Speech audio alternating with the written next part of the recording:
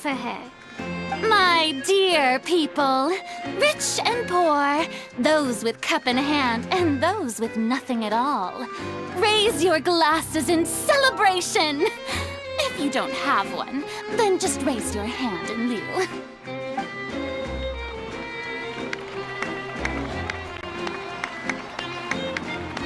As you can all see, 2 unfamiliar travelers have arrived in our nation.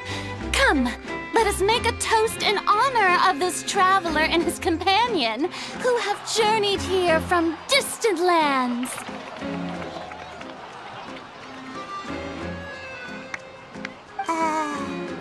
Is she talking about us?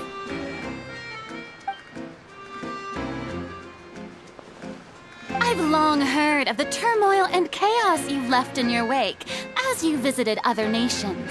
But I welcome you nevertheless. No, I have come to receive you personally. Fear is for insignificant cowards. I am a god, and I will never entertain the notion of such meaningless wariness. You can be rest assured, I see clearly your sincerity. Of course, seeking an audience with me is the most sensible thing to do. It will allow you to truly behold my power and witness my authority. Intelligent people always gather under the correct banner. I, Focalor, hereby welcome you to the nation of Hydro and acknowledge the value and significance of your trip. Now, you may rejoice in this. Yeah, Paimon still can't believe it. Feels like we've only been here for a few minutes. But the Hydro Archon's entrance was, how should Paimon describe it? A little over the top? Miss Hydro Archon? How did you know we were coming? I see. As Outlanders, you inevitably lack even some of the most basic understanding. Don't forget that even the gods can be divided into the mediocre and the excellent. I suppose it's only natural for you to be awestruck by my abilities. You had best stop and consider. Do you really have the noble qualities and etiquette necessary to communicate with a god? All it takes is a flick of my finger for me to know everything about you. Whoa, talk about sounding high and mighty. Oh? What's with these looks? Perhaps the welcoming ceremony still isn't enough? What else should I say then? Is she waiting for us to start talking? Wow, I didn't expect to see Lady Furina here. What a surprise! Wait, does this mean they're the legendary blonde traveler? How did I not notice before? Hey, what's all the commotion? Oh, is that Lady Furina? Is there some kind of drama going on? Of course! That's the blonde traveler, the one all those stories are about. Lady Furina came here to personally see him. Oh, I bet this is gonna be the duel of the century. Ooh, I've got to see this. I knew Lady Furina would never disappoint. Yes, but don't get too excited now. My dear believers and spectators alike tend to get quite rowdy, and despite the noise, I've come to tolerate all their ruckus.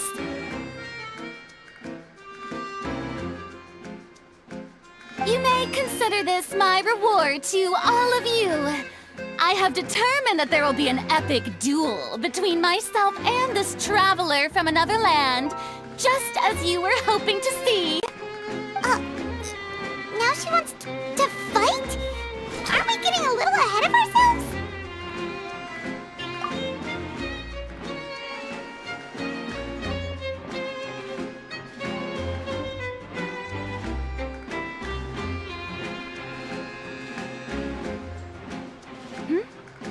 Are you not afraid? Might I remind you that this is a duel against the divine? What are you trying to do, traveler? Provoking a god in front of her people? Stand down, Clorend. I admire his bravery. Few have the courage to draw their sword against a god. He is obviously a true warrior. Unfortunately, people nowadays only crave to be thrilled, and a mere duel will not slake their thirst for excitement. Huh. Yeah, she's right. Just a duel wouldn't be all that interesting. On Araneus, criminals are always requesting duels to defend their honor. I'm getting a bit old, to tell the truth. You see. Then, as the god of justice, I shall face this traveler in another kind of duel. A duel in court! Oh, all right! Now that'll be worth seeing! Right. This is Fontейna, after all. Such a grand opera house, it would be a pity not to use it. Why do you care so much about the crowd's reactions? Seems you've spent a little too much time in the opera house. Besides, how exactly do you plan to have a duel in court? You mean you're going to put us on trial? Oh, we have reason to put you on trial. It's obvious, isn't it? According to Fontaine law, no one is permitted to release any flying objects within Fontaine city limits during the first 3 days of each month. You are clearly guilty of violating this law, no? Oh, so that's what they've done wrong. That's our Lady Furina. No one knows the laws of Fontaine like she does. You call that obvious? What kind of law is that? Wait, flying object? You mean Paimon? Precisely! Now, if you two have no objections, then in the name of the Hydro Archon, I order your arrest. My apologies, Lady Furina. I don't mean to spoil the fun, but if you would allow me to interject, I don't think that Paimon here meets the definition of a flying object. You tell her, Linny! Finally someone who's not crazy. How could anyone call Paimon a flying object? Ah, great magician Linny, my beloved citizen. I'll permit you to object, but how exactly do you plan to prove your claim? As a magician who just rained on your parade, I naturally should shoulder the responsibility of saving the show. So, with such an audience gathered here, allow me to perform a trick for everyone.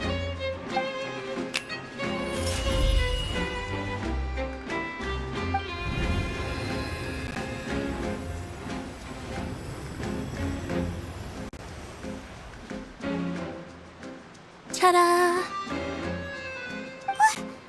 What's that on Paimon's back? Hey, when did you do that?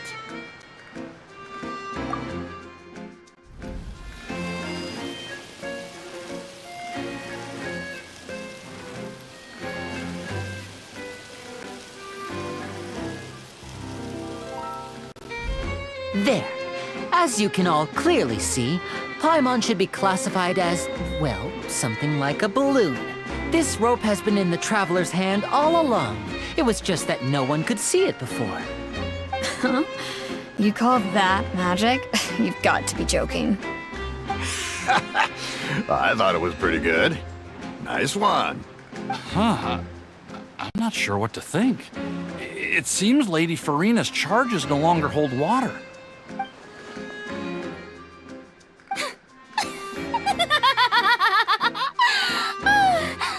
Amusing. Very amusing, Linny. Just the sort of unexpected twist that I enjoy. With you here, today's performance can finally be called complete. Performance? You see all this as a performance? In which case, consider the matter of your trial resolved. The god of justice will not bring charges against an innocent person. But when there are valid grounds, I will not only judge travelers from abroad, but even the gods of other lands. I look forward to seeing your upcoming performance at the Opera House, Mr. Linny and Miss Lynette. That's enough for now. Toodaloo!